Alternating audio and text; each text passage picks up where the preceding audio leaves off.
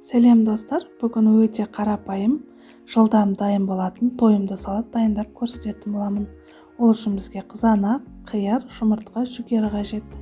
Ең алдымен қиярымызды екіге бөліп, сәндік ретінде осындай пышақпен кесіп шығатын боламыз. Барлығын бірдей формада үлкендеу етіп турайтын боламыз.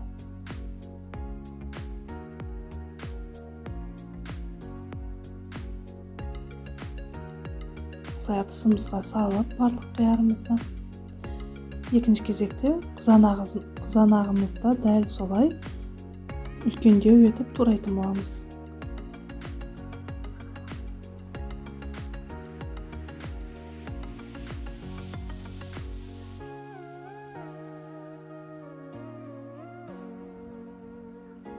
Оны да тысымызға салып, жұмыртқамызды дәл солай турап шығатын боламыз.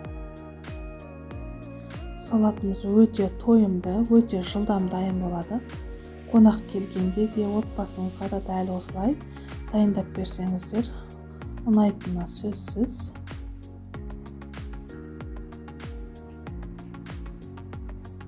Осылайша барлығын бірдей етіп турап алғаннан соң үстінен жүгерімізді салатын боламыз. Қалауыңызша тұзымызды салып, қаймақ немесе 2 ас қасық майонезімізді сеуіп, барлығын толықтай араластырамыз.